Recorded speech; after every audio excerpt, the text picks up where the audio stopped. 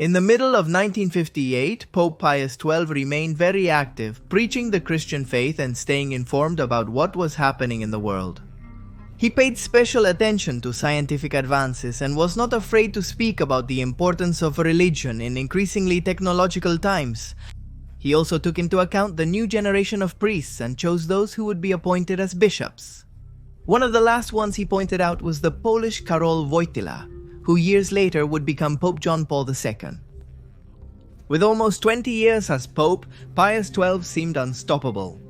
However, his health had begun to deteriorate. He had to give up activities like canonizations and long ceremonies. And rumors of resignation began to circulate through the halls of the Vatican. All rumors that he himself took care to deny.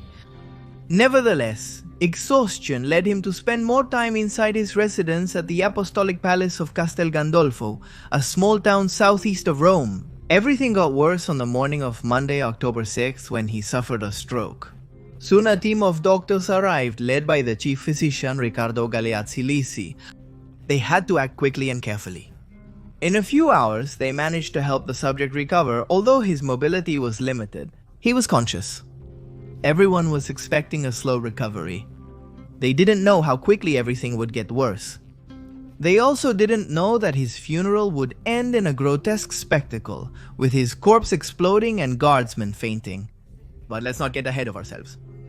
Beyond all beliefs, the figure of the Pope always generates interest and fascination. Many were fundamental as symbols of unity, as spiritual guides and religious leaders. Others became involved in dark matters or what could be considered controversial. Within this last group, one pope stands out who served during one of the darkest periods in human history, World War II. His stance in the face of injustices and the atrocities of a relentless threat still generates discussions. Was he complicit with the Nazi regime or a strategist who saved thousands of lives? Why did his funeral degenerate into an unpleasant show, where his body imploded in front of everyone? To find the answers to these and other questions, we need to go back to October 9, 1958, the day Pio XII died. Some personalities have their destiny marked. That was the case of Pio XII when he was still called Eugenio Maria. Giuseppe Pacelli, with this name, was born on March 2, 1876 in Rome, Italy. He was raised in an aristocratic family and actively participated in the clergy. His father, Filippo Pacelli, was Prince of Acquapendente and of San Angelo in Vado, but he was also the Dean of the Lawyers of the Consistory, that is, the meeting of the Cardinal Council, convened by the Pope. His uncle, Francesco Pacelli, served as a Vatican jurist and was part of the Vatican Commission that prepared the Lateran Pacts, which recognized the sovereignty of the Holy See. Even his grandfather, also a lawyer, Marcantonio Pacelli, held prominent positions in that field.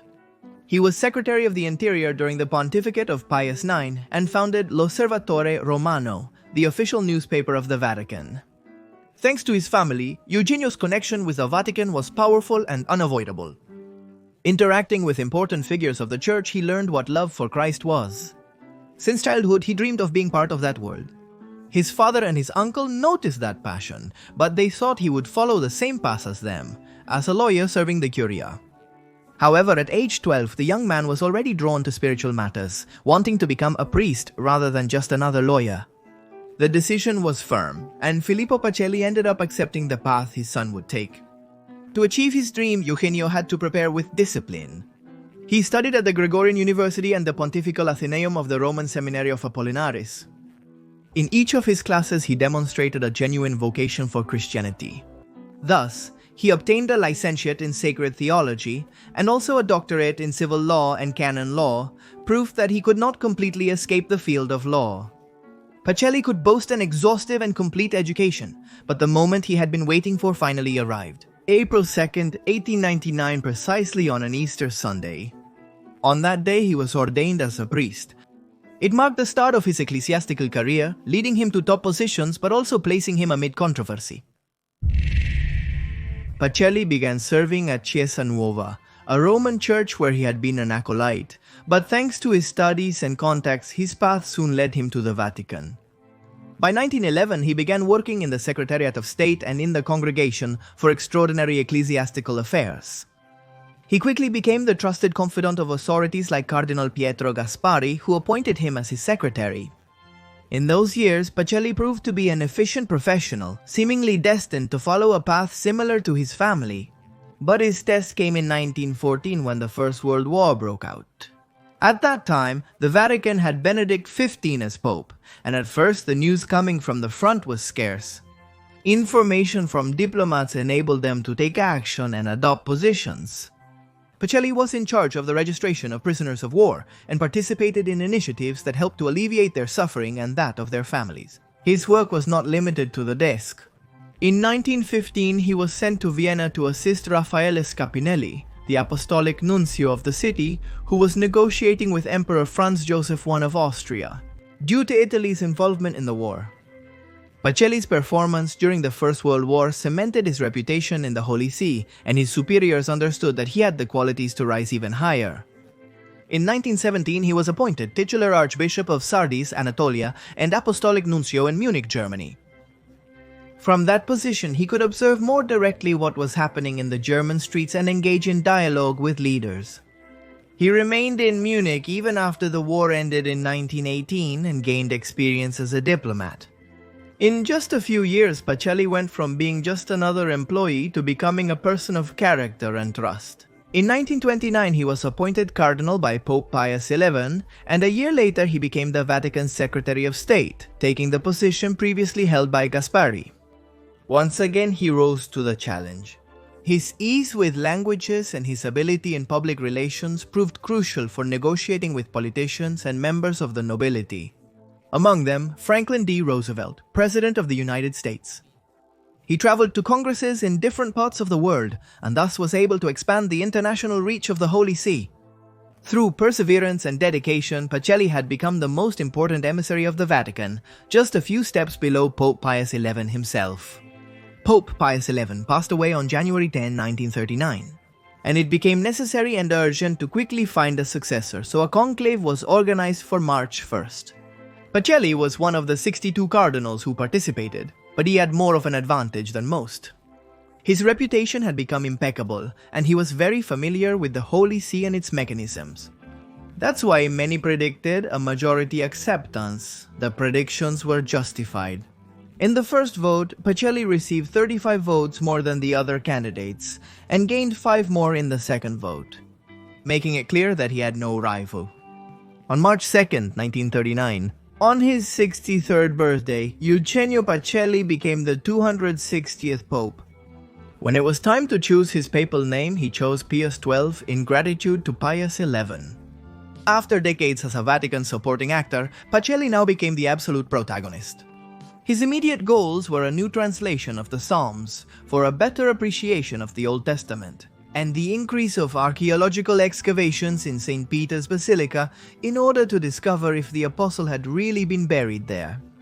However, all his ideas and actions were overshadowed by his role in the Second World War. Even before Eugenio Pacelli became Pope Pius XII, Europe was going through a time of tension.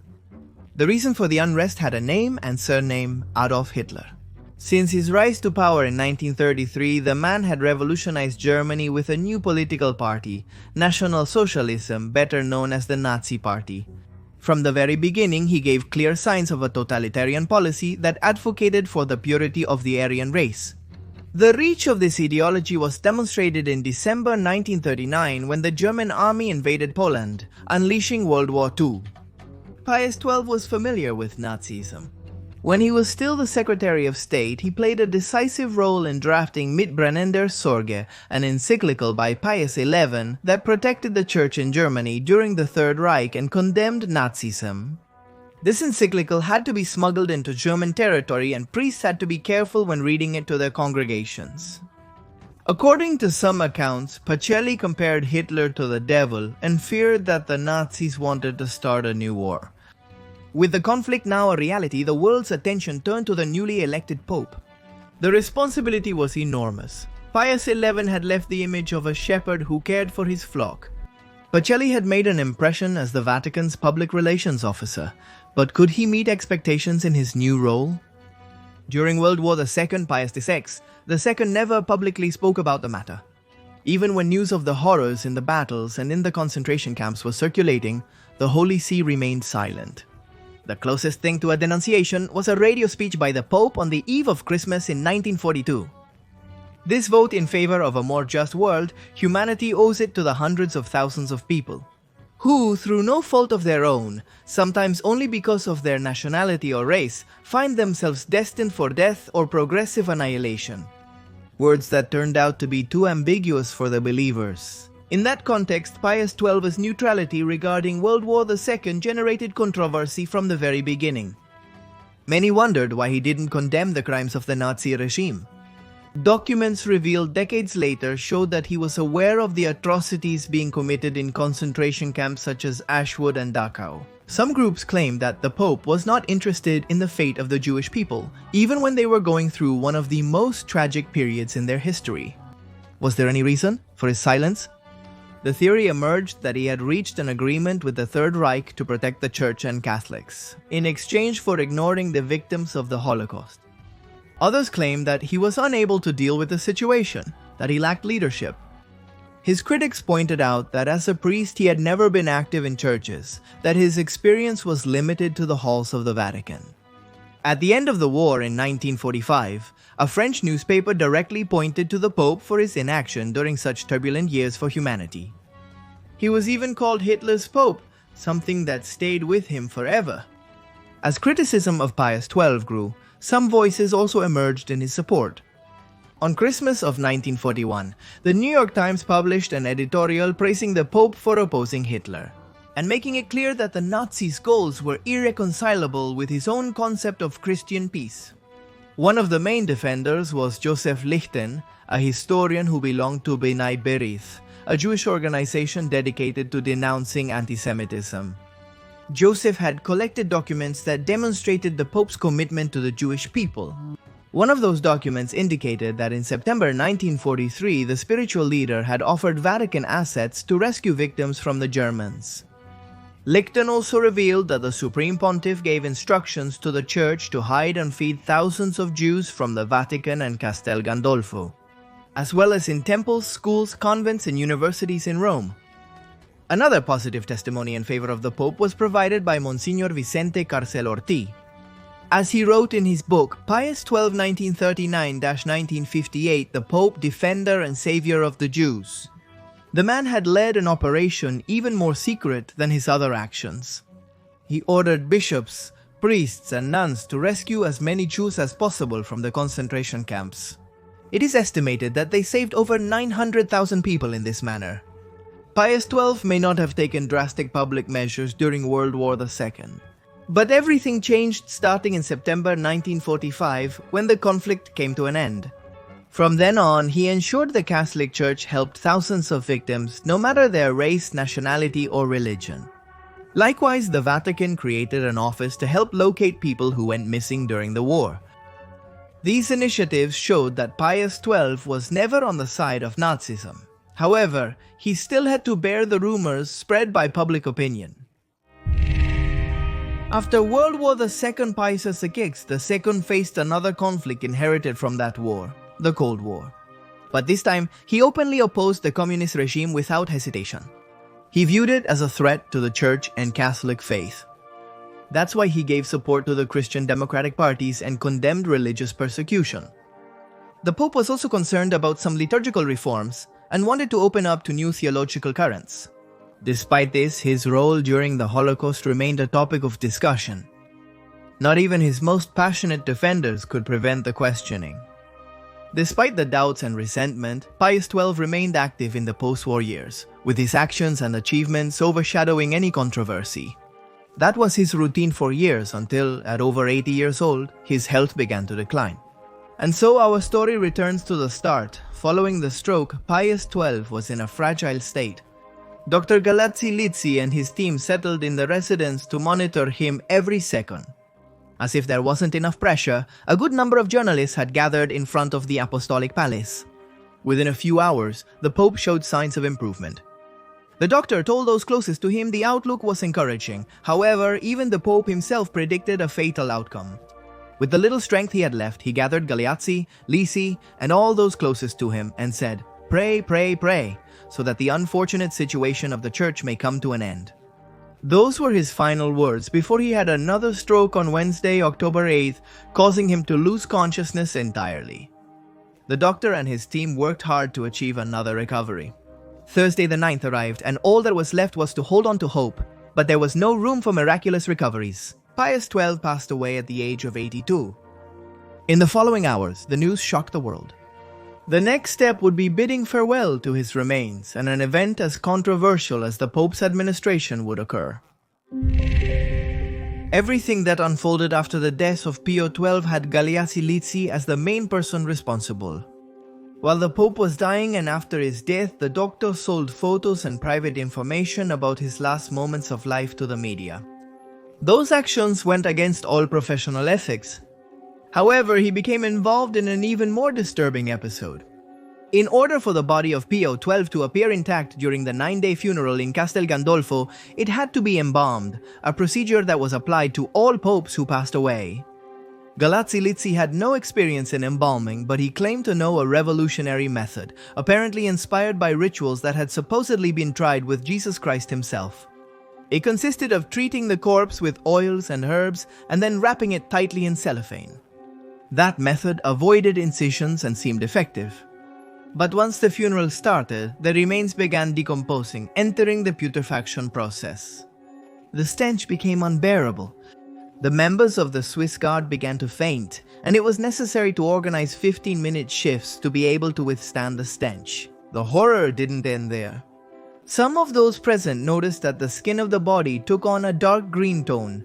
The face became so wrinkled that the teeth were exposed. The climax of such a grotesque scene happened on October 11th when it was time for the processional transfer to St. Peter's Basilica in Rome. Due to the accumulation of gases inside the coffin, the corpse imploded. The Vatican authorities had to urgently call in expert embalmers. The most immediate solution was to place a wax and latex mask that covered everything that was left of the face. In addition, the coffin was kept elevated so that no one could see its interior clearly. The failed funeral of Pio XII shocked the church. The first measure was to expel Pacelli and ban him for life from entering Vatican City. Consequently, the Italian Medical Association expelled the doctor.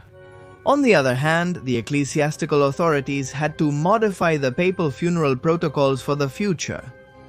That incident at the funeral would mean another dark event in the life of Pius XII. But how would the Pope be remembered by posterity? Pope Pius XII remains a topic of debate today. His figure continued to be questioned in articles, books, and even the play The Deputy by Rolf Hochhuth. His silence regarding the Holocaust and his supposed connection with dictators still cause antipathy and pain. Meanwhile, more documents and testimonies emerged that confirm his covert humanitarian work during World War II and his commitment to promoting peace. Discussions also proliferated within the Vatican. In 1967, the process for beatification began, but the act was suspended for decades.